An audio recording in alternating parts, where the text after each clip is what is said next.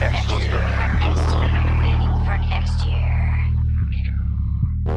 the WaitingForNextYear.com podcast. I'm your host, Craig Lyndall. On the other end of the line is Andrew Schnitkey.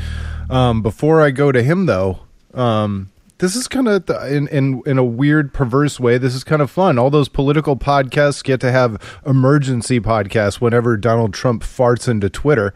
Now we get our own emergency podcast because the Cavaliers are parting ways with David Griffin. How's it going, Andrew? I'm furious. Furious. No two ways about it. You're just furious. I am not happy. Not happy one bit. Yeah, I'm mad. All right, well, let's talk about it. Because first, I think part of the consternation is that Cavs fans trusted David Griffin more than they trust Dan Gilbert. And until such time as we know exactly what this front office is going to look like, it feels like Dan Gilbert is, I know he's always been running the show, but David Griffin was a steady hand, at least as far as I think most Cavs fans were concerned. Yeah, absolutely. And by all accounts, Dan Gilbert let David Griffin do his thing. Dan Gilbert did not want to fire David Blatt. That was Griff's doing, and he went along with that. And, it just, I don't know, like, you look at all the moves that David Griffin made, and obviously, winning the championship, of course, that's automatically going to make him a sentimental favorite. But if we can even just set aside the sentimental aspect of it, just the moves that he was able to make, the way he transformed the roster, not just, obviously LeBron coming back, you can't really credit him. That, that's LeBron's decision. Trading for Kevin Love, I think that was, I don't feel like there was a lot he could do. The Cavs were limited in what they were going to give up anyways. So that trade kind of made itself. Well, and LeBron made that phone call to Kevin Love, and we know that exactly. Kevin Love refused to come to Cleveland before LeBron came back, and LeBron greased those wheels. But yep. I think what you're about to get into is all those other side moves. Absolutely. There was this idea at first that, it was going to be LeBron coming here was going to be the Dion Waiters reclamation project, and I think they tried that out for a while. And when it became clear that wasn't really working, you sort of look at the moves Griff made, and also realizing at that point in time he felt the Cavs needed some front court help. So he goes out, he makes the moves for Mozgov, JR, Shump. And those moves really sort of set the table for everything that would come after that in terms of, fine tuning things here and there. And you got to realize, like, the Cavs have been pretty limited in terms of assets. It was said time and time again that there wasn't much the Cavs could do. And you just look at, even just this year, even though the Cavs didn't win the championship, making the move of offloading Dunleavy and turning him into Kyle Korver. I'm sure Kyle wishes he would have shot better in the finals, and obviously Cavs fans wish he would too. But Kyle Korver, he was a big part of what the Cavs did in the season. And just as a move with Dunleavy, that's an unimpeachable move. Yeah, and it's a move that I don't think anybody really saw coming. That's not a move that makes itself. That's something that David Griffin, that he made. And I still go back to, as much as when they fired David Blatt, I didn't feel great about it. I'll admit, like, I was not particularly happy about it. I thought it was a bad look for the organization. I thought it felt to me like maybe they were almost punting that season. But you look like Griffin saw something, and whereas I think the easy, safest move would have been to keep David Blatt, and Griffin, he had the balls to do what he saw. He saw that something wasn't working and something had to be done. And he was able to get it done. And, we will never know, of course, if the Cavs would have won with Blatt, but, he made the moves and the Cavs won the championship. And, David Griffin will forever, deserve to have, his name up there as, a big part of that. Yes, LeBron, of course, coming back was the first step, but I think Griffin made a lot of the moves to facilitate that and to make the team competitive in the way that they needed to be. All right. Well, let me do the devil's advocate thing. Not that I necessarily feel this way, but who's to say that what Dan Gilbert is planning next, whether it's Chauncey Billups, which was rumored as a potential emerging candidate, who's to say that Dan Gilbert doesn't have his Ozzie Newsome waiting in the wings? Yeah, I mean, anything's possible, right? Like, he can get lucky, and the guy he hires can be good, and maybe it's not luck. Maybe maybe Dan Gilbert sees something. If we're going to play devil's advocate, maybe this time he's the one who sees something that's not working, and he trusts his vision and didn't trust Griff's vision, I suppose. But it's a bit of a problematic pattern. Like people make a big deal that Dan Gilbert has never re-signed a GM. But we can also split hairs on the degree to wait which... a second. Hang on. Tell everybody about that. So if you go back through Dan Gilbert's entire history, none of his GMs have ever made it to their contract renewal. Correct. Danny Ferry, was the first one that he brought in, and then they split ways when his contract was up, and then he brought in Chris Grant, and they eventually let Chris Grant go, and then now we have David Griffin. And again, like I'm saying, we can debate, Chris Grant, I think that was the right move, getting rid of him. And Griffin kind of felt like a renewal because he was interim and then he got the full-time gig. But the point stands. Danny Ferry, I think Danny Ferry gets a little bit of a bad rap. I think he made some bad signings. The Larry Hughes signing, they probably overpaid to keep Z. Some of those moves, really set them behind. But I've always said Danny Ferry had a tough job because, LeBron was not willing to commit, and he was putting immense pressure on the team to win now. And so at a time when, everybody said, well, you can't trade Larry Hughes. Nobody will, who would take Larry Hughes?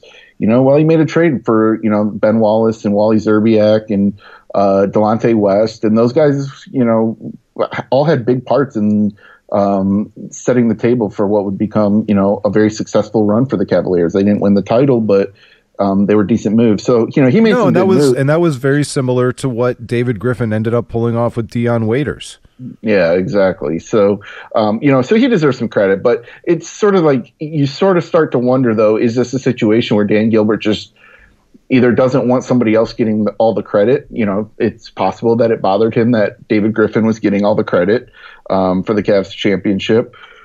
I think, that's certainly a possibility. Or is it just that he doesn't value the role of GM and he thinks that, he can just not pay the guys and bring in somebody new and unproven and, bring them along. And he thinks that that'll just work.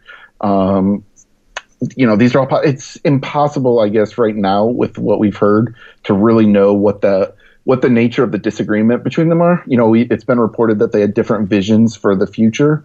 I think the fact that Griffin was reportedly working up until 6:00 this afternoon, trying to put together a deal for Jimmy Butler implies that he wanted to make a big move to shake things up, and maybe Dan Gilbert didn't agree with that and didn't want to make that kind of a trade. Maybe he didn't want to trade Kevin Love.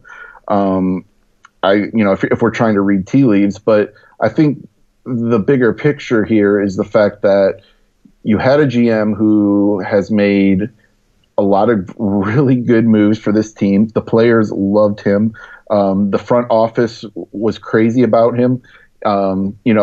We've had multiple opportunities for guys in this front office to take jobs elsewhere, promotions elsewhere, and they stayed and turned those jobs down because they wanted to keep working for Griff. They had such loyalty. Like, he was, by all accounts, a great leader. He transformed that front office. He made successful move after successful move.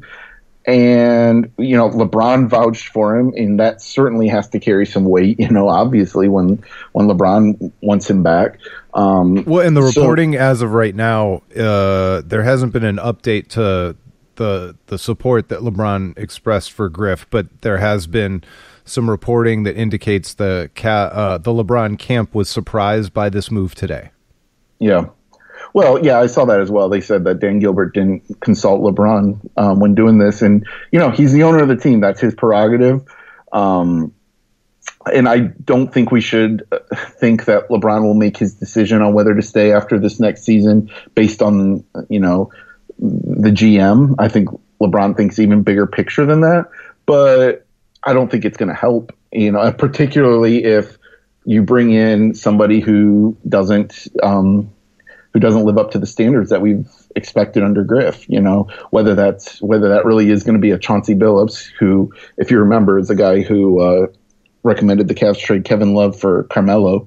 If they bring in somebody like that, if that works out, LeBron can, he'll still be happy, and whatever. We don't know what LeBron wants and what his goals are, so I don't want to get into speculating. I just want to make the point that we can't sit here and say, man, LeBron's gone now, because he's not going to base his decision solely on the GM. But if this next GM doesn't do something to improve the team, and the Cavs aren't competitive as competitive as they were this year, that's going to be a big problem. And if that happens and LeBron leaves, that's going to be solely on Dan Gilbert, in my opinion.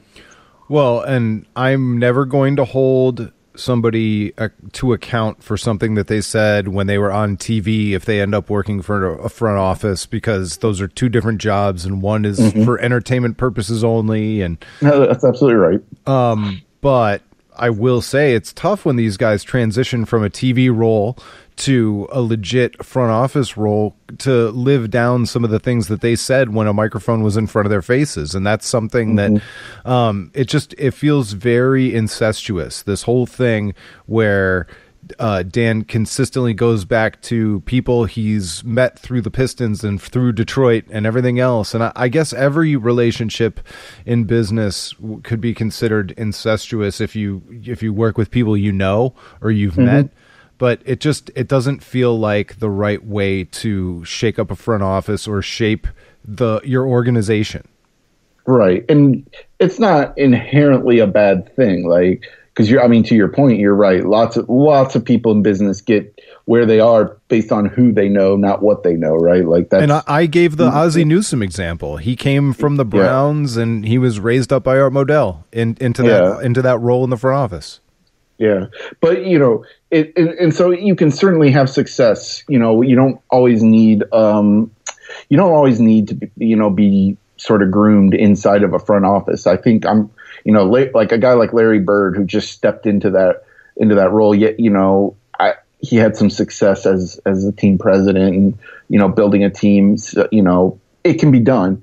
It just concerns me with a guy like Chauncey Billups, not just because of what he said on TV, but I guess more of the fact that I feel like the Cavs front office had sort of an identity under Griff. There was a real unity that everybody kind of was on the same page, and they had this basically basketball philosophy on what they wanted Cavs basketball to be. And when you bring in Chauncey Billups, all of a sudden, I would assume he probably has a very different outlook on, on the job. And you wonder if that's going to clash, and if they're starting over from scratch then at that point.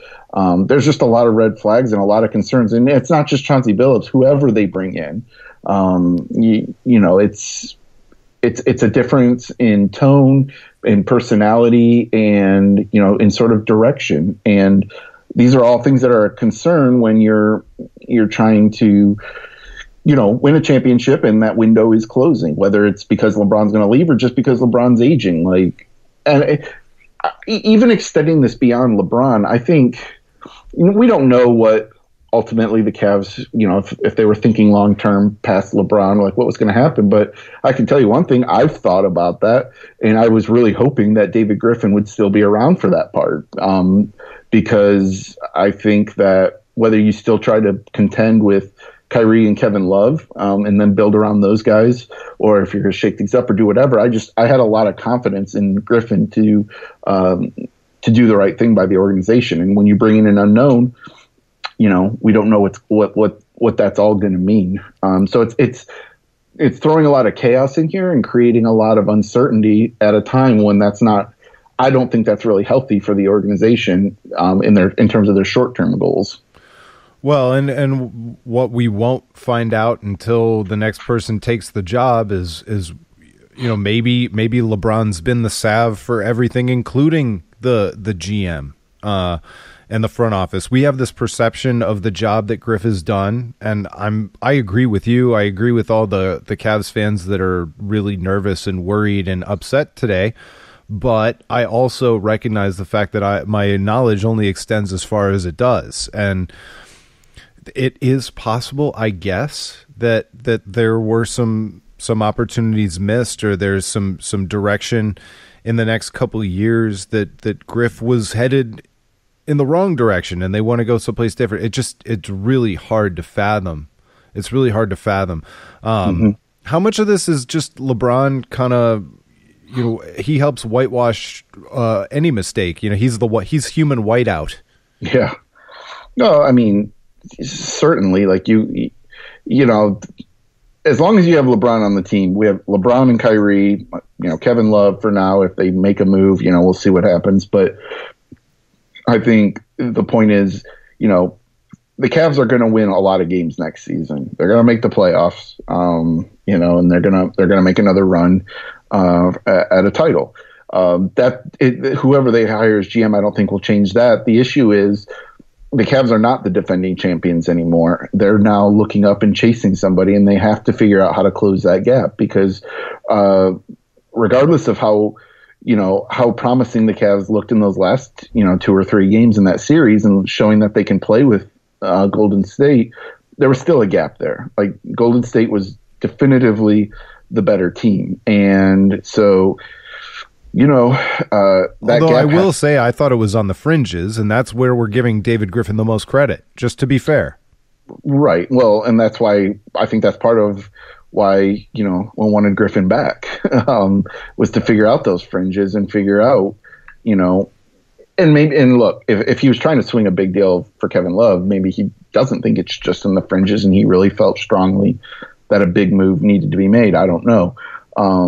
But that you're chasing that, you're chasing that team that's ahead of you. And if the Cavs take any step backwards in this next season, it could be disastrous. Because again, the specter of LeBron leaving, and like you said, if we lose that whiteout, suddenly, there's a big spotlight on a lot of different people, and not necessarily in the places that we want it to be in terms of building the team, moving on, or whatever the case may be.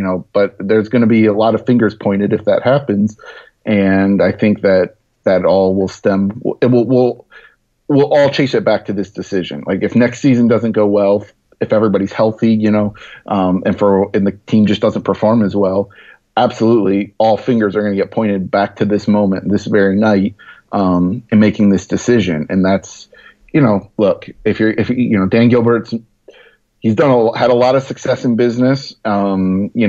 He's used to making these kind of hard decisions. If you're going to be a team owner, you have to make hard decisions sometimes. And like I said, he's the owner. This is his team. It's his prerogative. He can make the moves that he thinks best. If he and Griff didn't see eye to eye, one person's going to win, and that's going to be the guy who owns the team. So, we have to sort of, understand all that, but we can still say we don't agree with this move. So what do you make of the finals themselves and the rotations throughout the playoffs? And because I think in a lot of ways, I don't want to say that Ty Lue was indicting the front office, but I thought the shortness of his rotation and how little he trusted any of those other pieces was kind of indicative of maybe a rebuild on the fringes that didn't go quite as well as they'd hoped. Well, it's tough because, you have a guy like Channing Frye who I think is super important to, spacing the floor in the regular season. And, he's had big playoff games for the Cavs, but then it becomes a problem when you play against Golden State and it's such a bad matchup for him and it just makes it hard for Lue to play him. So, you run into this issue, like you have to sort of balance, like if you're trying to build your team solely to beat Golden State, you also have to realize like that matchup is dramatically different than pretty much every other team that you play. And you just have to, I guess, sort of find that balance. You know, I don't know, like, I don't want to say that Channing Frye was a negative indictment on Griff, because I don't really believe that. But to your point, yes, when we play Golden State, Ty has a hard time getting him on the court. And, you know, I'm sure, I mean, again, though, like, a guy like Kyle Korver, like him suddenly not knocking down the shots we saw him do all season, I don't know if that's really an indictment, or if it was just bad timing for him to go cold. But like, Golden State just presents such a matchup nightmare, and just by the nature of what they can do, they can limit any team's rotations, because you can't afford to put a negative lineup on the floor against them, because they will open up a lead so fast in the blink of an eye, like, or erase a lead. You know, like anytime LeBron tried to sit, you know, it was like before you even knew what happened, they had, you know, scored 12 straight. So it's tough to sort of.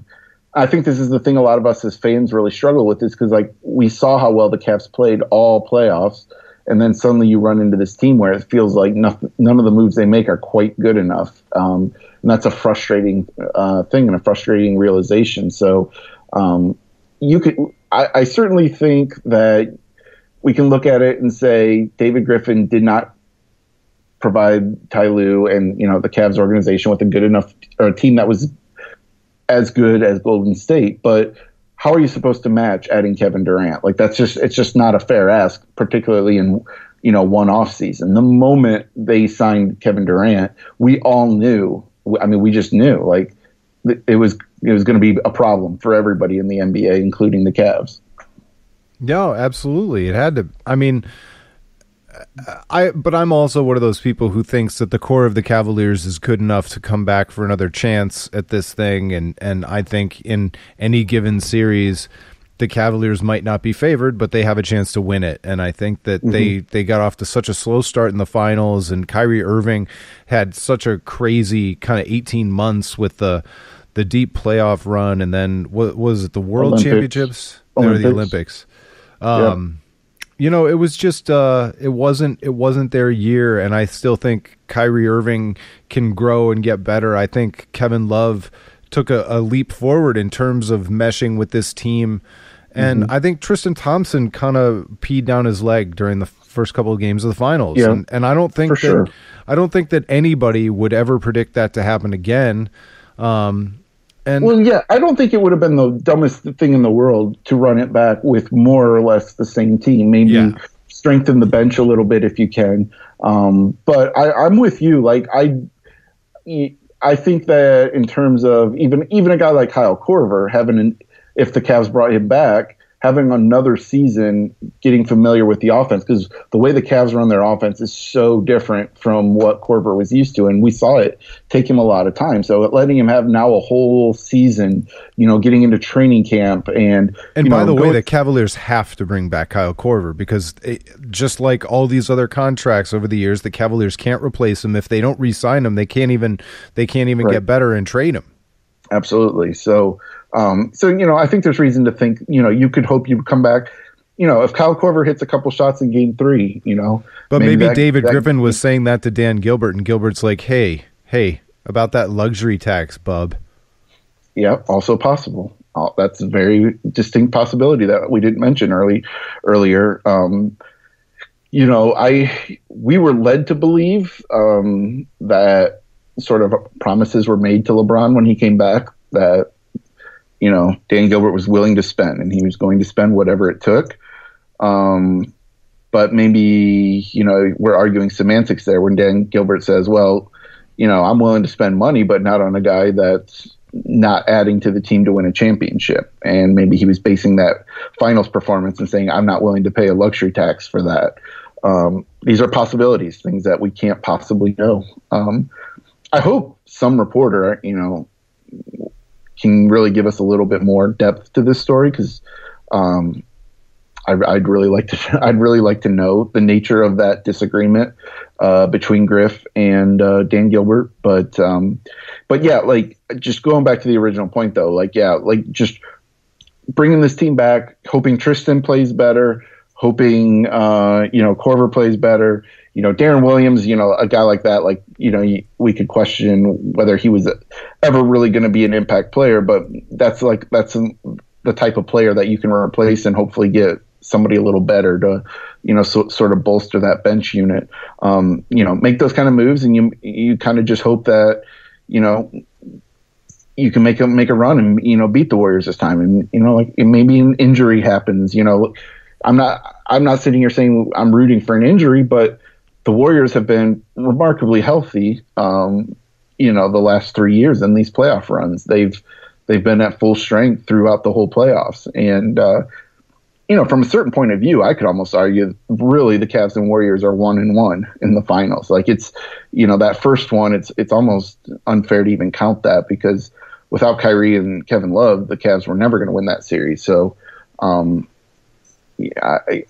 I would have been okay if that would have been the direction, and maybe that's still the direction the Cavs will go. I'm okay with that.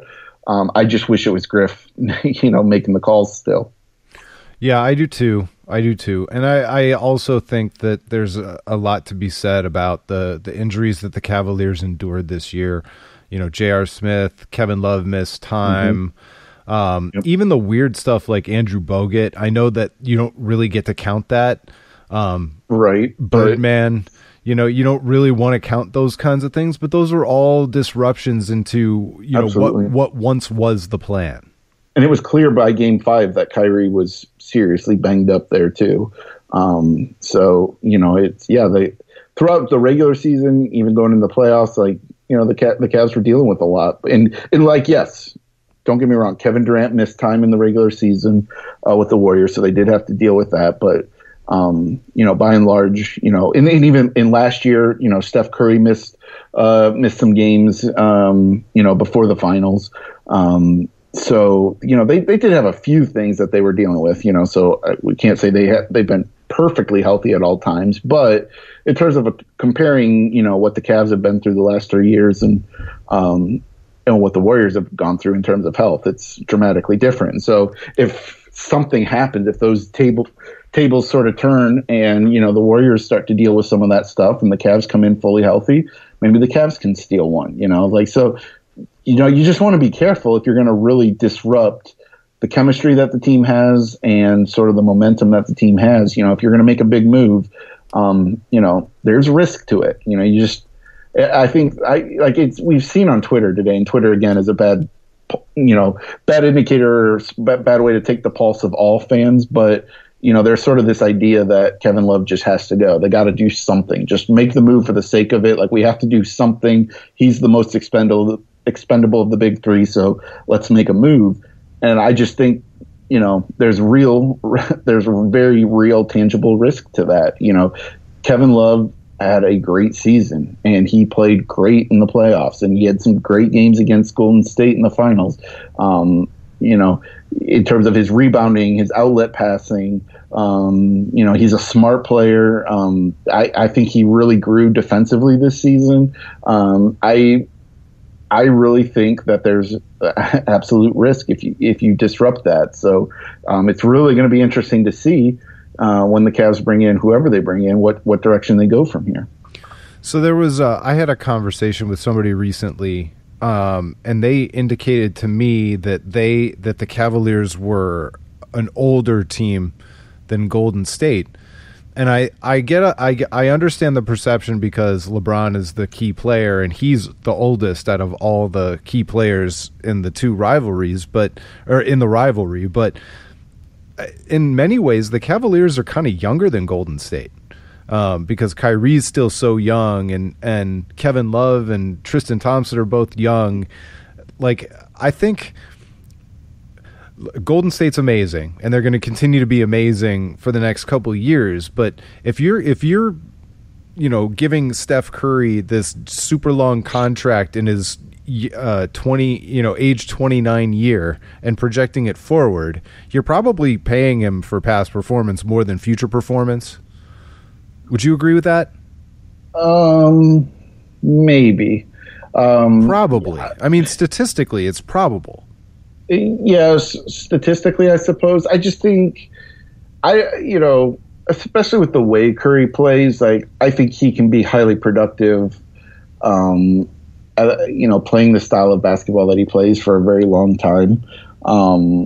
He doesn't take a pounding in the lane the way, even a guy like Kyrie does, with all the drives that Kyrie does. But there's so much quickness. Yeah, I mean, absolutely. But, when you can get a shot off as quick as he can and shoot from the range that he can, I think he can adapt his game a little bit.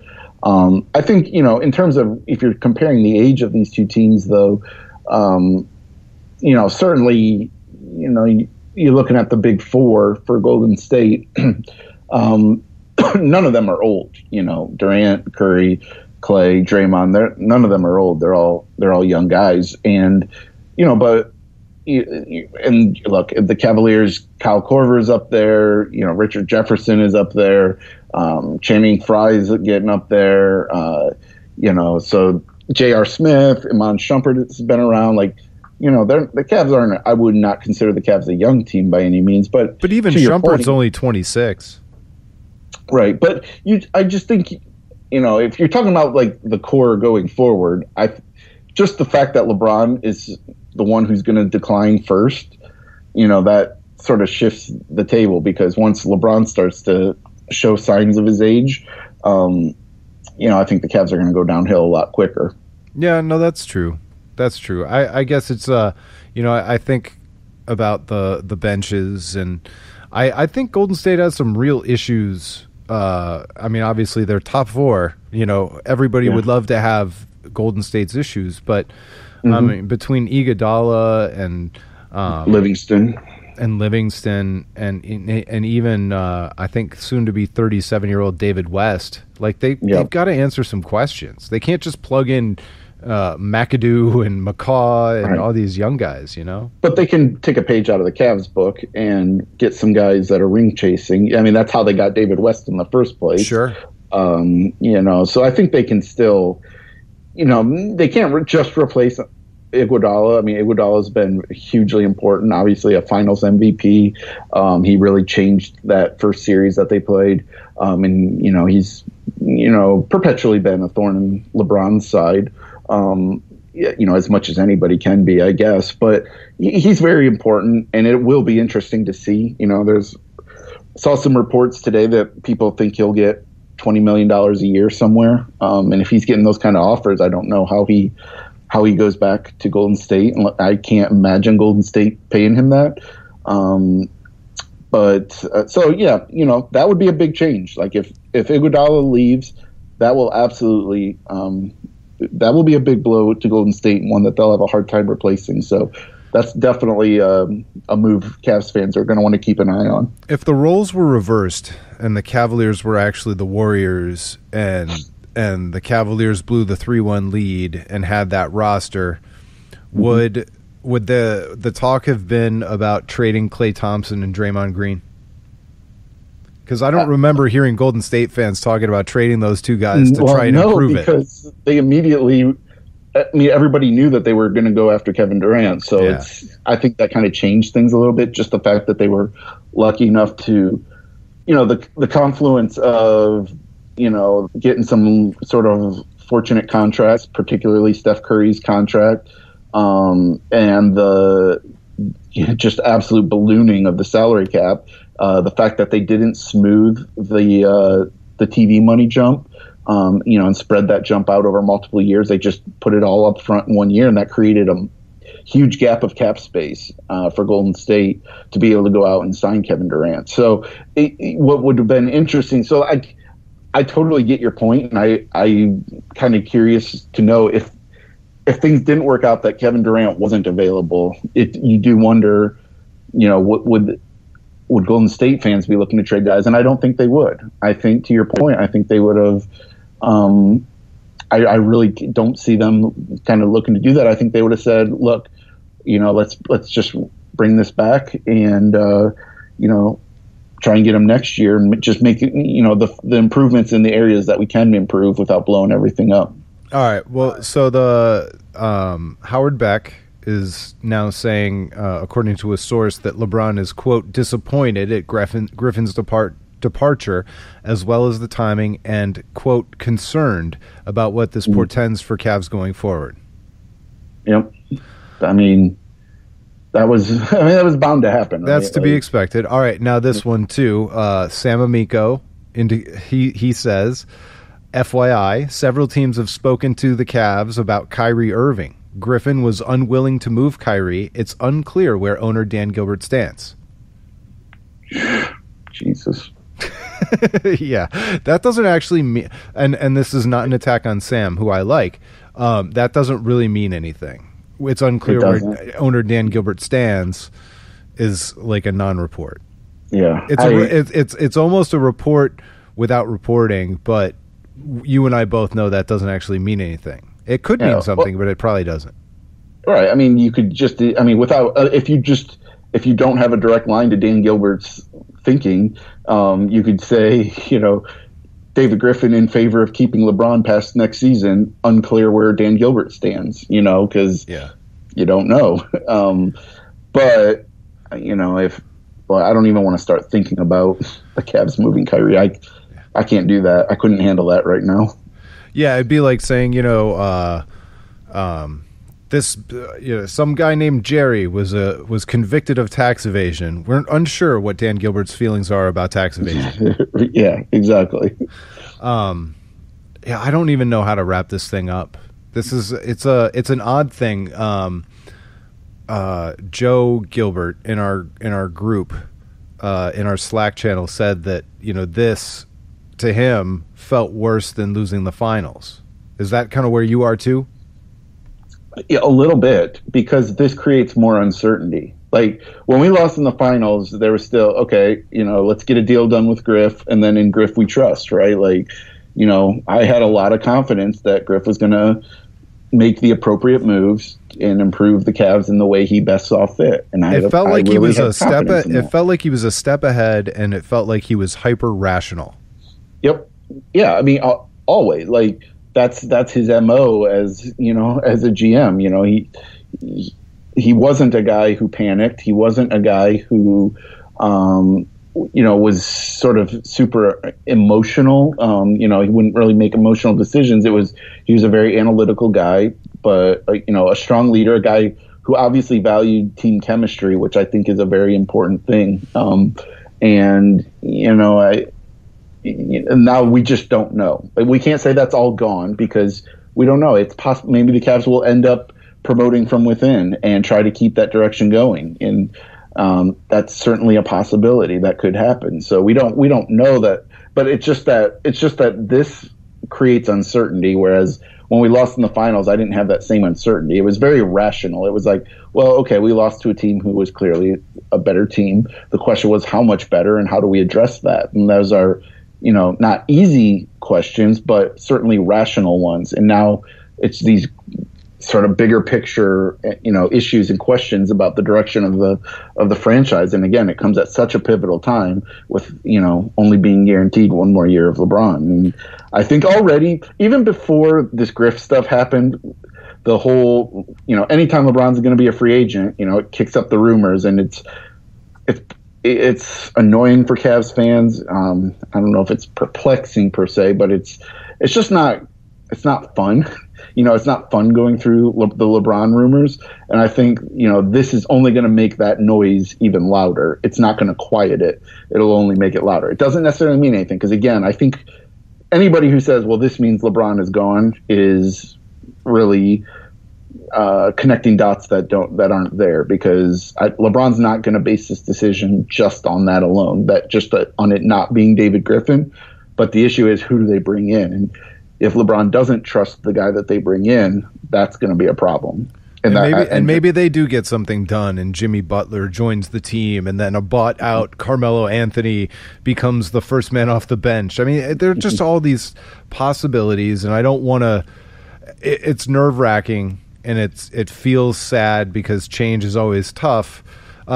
But the one thing you have to say is that it's in Dan Gilbert's best interest not to lose LeBron and not to have this thing get all screwed up and not to I mean, that's not to say that he won't screw it up and lose LeBron, but it's in his best interest to fix this thing and keep it going in the direction it's going. Yeah, I mean, that's absolutely true. I think that's one thing that's indisputable. Unless he's truly just satisfied with the one and feels like, well, we got mission accomplished here. But I sure hope that's not the case. I haven't seen anything. He needs to hire a bad guy. Yeah.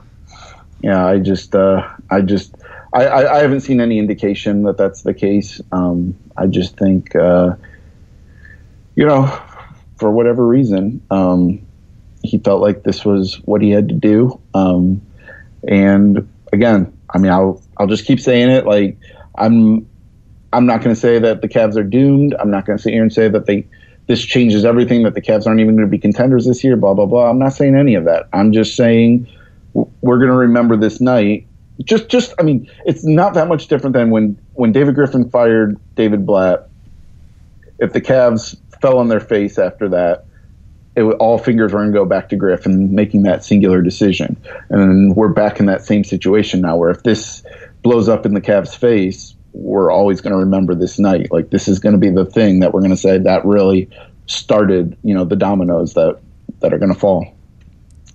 The glory year of the championship officially ended.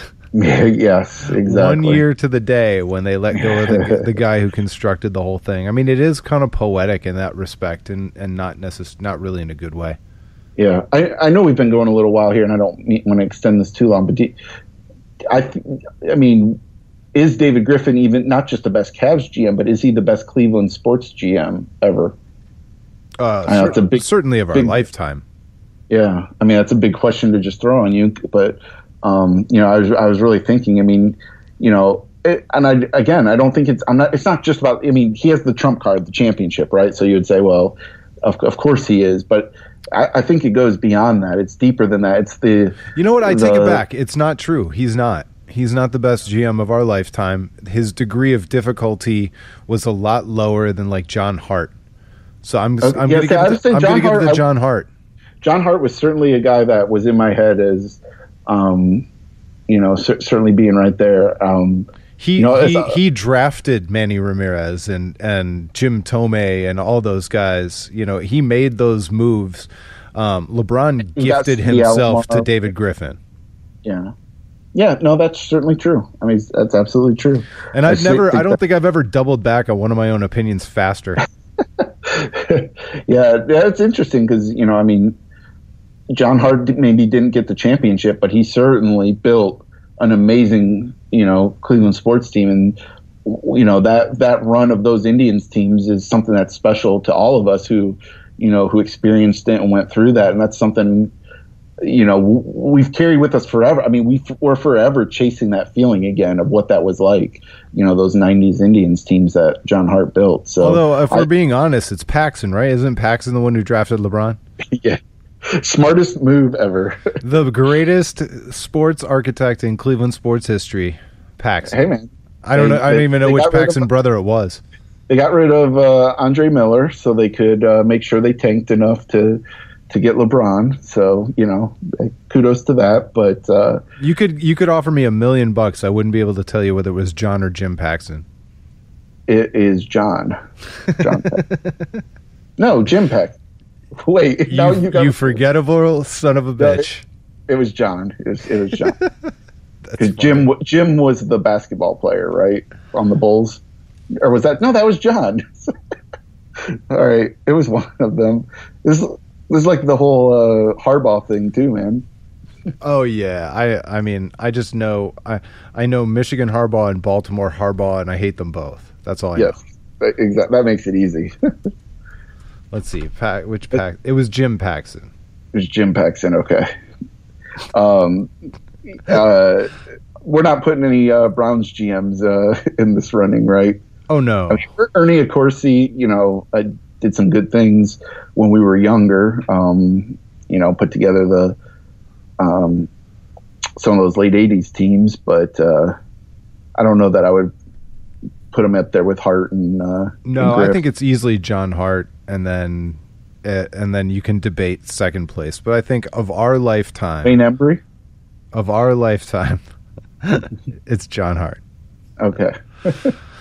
All right. I think we should stop. Yeah. Yeah. I'm out of things to say about it. You're just sad.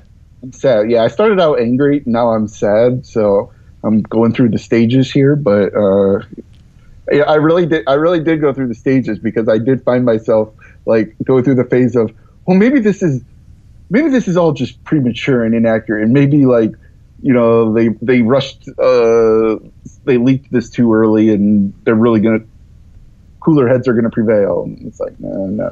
Like, when I told everybody that I was treating it like Tristan Thompson's extension, I wasn't going to worry about it for even a second until it was official that it wasn't happening. So I've been rushing through the emotions now because I haven't been feeling them at all. Well, I didn't, because I really thought, you know, I knew there was a lot of smoke, and, you know, everybody'd be way too stupid not to. Yes, it was like it was just like, at the end of the day, they're going to realize we got a good thing going. There's no reason to shake it up. Let's get a deal done. But all right, let's let David Griffin have the last word. His statement is out. Oh, okay. As of today, I'm stepping down from my role as GM of the Cavs. Our basketball family at the CCC and at the Q has experienced unprecedented success together, both on the floor and off. And I remain deeply appreciative of the opportunity Dan Gilbert and his ownership group afforded us to build and lead this world championship caliber organization. I am certain the organization, capital O organization, and the incredibly dedicated and passionate team that puts their heart and souls into this daily will continue to push towards even greater heights. My wife Meredith and I will continue to be vested in the success of Believe Land, and can't thank the fans of this great city enough for the kindness you've all have shown us. I'm extremely excited for my next challenge in the NBA. However, Dan and I know that Dan and I know now that are a team built largely on the concept of fit. Dan and I know now. It's grammatically screwed up. I don't know what he's trying to say yet.